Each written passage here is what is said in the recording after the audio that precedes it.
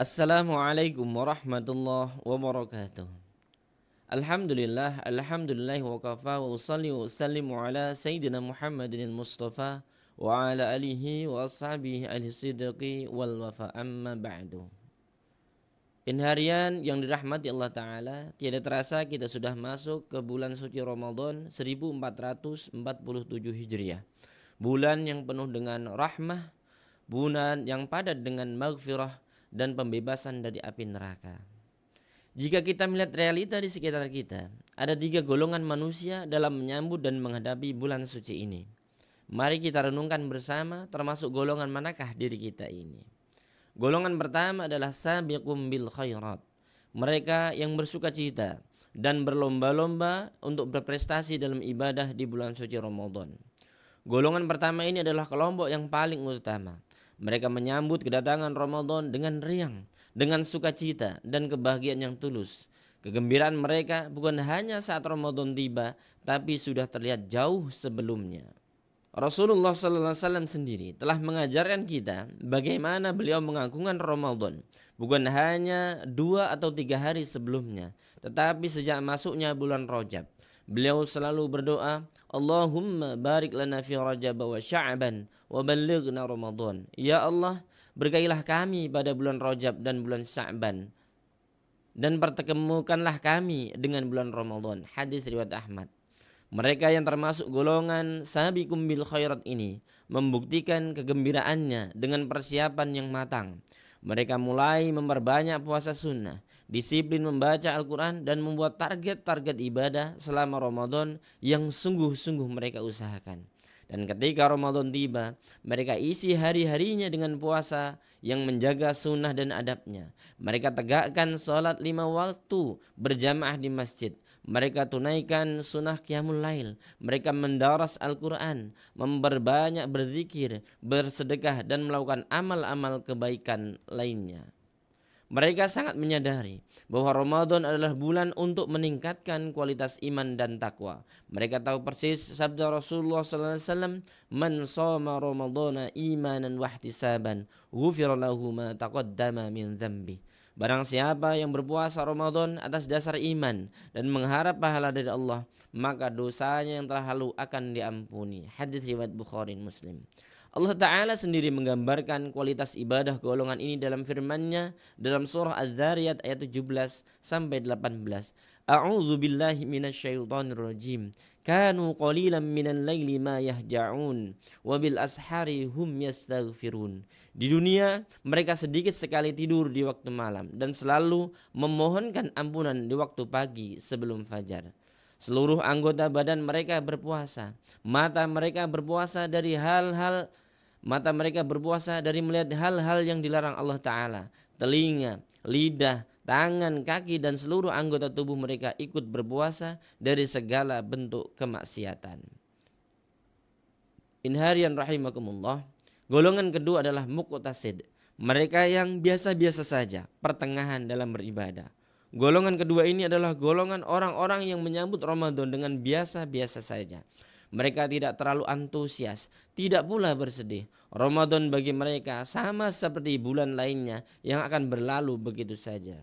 Dalam kelompok kedua ini, muqtasid ini, ada sebagian yang bergembira menyambut Ramadan, tapi kegembiraannya lebih karena akan ada libur panjang atau akan ada acara buka bersama, iftar jama'i dengan teman-teman. Ada kesadaran beragama bahwa Ramadan adalah waktu untuk menghapus dosa, waktu untuk meraih pahala. Namun padatnya aktivitas dan kurang mantapnya iman membuat mereka sering lalai mengerjakan ibadah-ibadah sunnah di bulan Ramadan. Mereka berpuasa penuh 1 bulan, tetapi terkadang meninggalkan sholat tarawih dan witir. Mereka malas membaca Al-Quran sehingga target khataman tidak pernah tercapai. Hari-hari mereka banyak dihabiskan dengan tidur, dengan menonton televisi, melihat berbagai macam acara yang melalaikan dari hakikat Ramadan, atau justru mereka banyak berselancar di dunia, di media, atau banyak mereka berselancar di media sosial mereka. Padahal Allah Ta'ala sendiri telah mengingatkan kita tentang ciri-ciri orang yang beriman dalam Quran surah Al-Mu'minun ayat 3. A'udzubillahi minasyaitonirrajim. Walladzina hum 'anil lagwi mu'ridun. Dan orang-orang yang menjauhkan diri dari perbuatan dan perkataan yang tidak berguna. Ikhwah fillah, renungkanlah sabda Rasulullah sallallahu alaihi wasallam. Raghima anfu rajulin dakhala 'alai Ramadan tsumman sadakha qabla ayyughfara lahu. Celakalah seseorang yang ketika Ramadan datang lalu Ramadan berlalu sebelum dia mendapatkan ampunan. Hadis riwayat Tirmidzi. Betapa ruginya kita jika Ramadan yang merupakan waktu yang sangat berharga kita sia-siakan begitu saja dengan hiburan yang melalaikan, dengan aktivitas yang tidak bisa mendekatkan diri kepada Allah Ta'ala. Jangan sampai kita termasuk orang-orang yang disebut Rasulullah dalam hadis tersebut. Wal'iyadu billah. Ini harian yang dirahmati Allah Ta'ala. Golongan ketiga adalah zalimul li nafsih, mereka yang lalai dan zalim kepada dirinya sendiri. Golongan ketiga ini adalah kelompok yang paling memprihatinkan. Mereka adalah orang-orang yang kurang sekali perhatiannya terhadap Ramadan, kurang sekali persiapannya menghadapi Ramadan. Kedatangan Ramadan dianggap sebagai sebuah beban. Bahkan ada yang merasa keberatan karena harus berpuasa 1 bulan penuh. Mereka menganggap Ramadan sebagai bulan yang membuat mereka lemas, menjadikan mereka sakit dan tidak lagi bisa beraktivitas seperti biasa. Padahal di bulan inilah Allah Ta'ala melipat gandakan pahala. Di bulan inilah terdapat malam Lailatul Qadar yang nilainya lebih baik daripada 1000 bulan.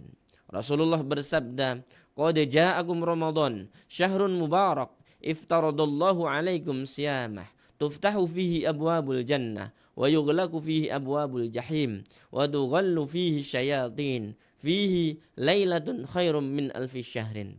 Telah datang bulan Ramadan, bulan yang penuh berkah, maka Allah mewajibkan kalian untuk berpuasa pada bulan itu. Saat itu pintu-pintu surga dibuka, pintu-pintu neraka ditutup, para setan pun diikat, dan pada bulan itu terdapat 1 malam yang nilainya lebih baik daripada 1000 bulan. Hadis riwayat Ahmad. Ikhwah fillah, ada pula dari golongan ini yang menjadikan Ramadan sebagai momentum untuk meraup keuntungan yang besar lewat perdagangan, lewat perniagaan, lewat berbagai macam bisnis, mulai dari makanan sampai bisnis pakaian, sampai melupakan aspek spiritual Ramadan.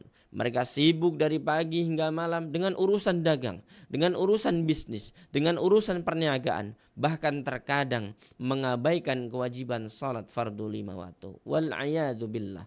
Allah Ta'ala sudah mengingatkan kita dalam Al-Quran, surah Al-Munafikun ayat 9.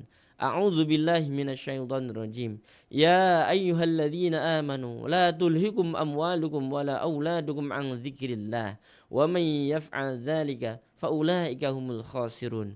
Wahai orang-orang yang beriman, janganlah harta bendamu dan anak-anakmu melalaikan kamu dari mengingat Allah, dan barang siapa berbuat demikian maka mereka itulah orang-orang yang merugi. Mereka juga berpuasa, tapi hanya sebagian saja, di awalnya saja misalkan. Lalu sebagian lagi lainnya mereka tinggalkan, bukan karena alasan yang diperbolehkan. Hari-hari mereka di bulan Ramadan mungkin berpuasa, namun sholat fardu ditinggalkan. Inilah kezaliman kita terhadap diri kita sendiri. Dan harian dirahmati Allah Ta'ala, jika kelompok manusia ini ada di sekitar kita, bahkan kita sendiri bisa jadi termasuk salah satu di antaranya, maka mari kita bertanya kepada diri kita masing-masing, termasuk golongan manakah kita?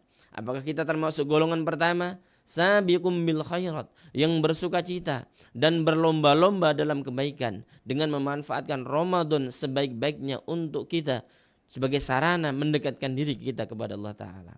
Ataukah kita termasuk golongan kedua, muqtasid, orang yang biasa-biasa saja, yang mengisi Ramadan dengan hal-hal yang kurang bermanfaat? Atau jangan-jangan kita termasuk golongan ketiga, zalimul li nafsih, yang lalai, yang zalim pada dirinya sendiri, yang melalaikan Ramadan, bahkan merasa keberatan dengan kehadiran Ramadan.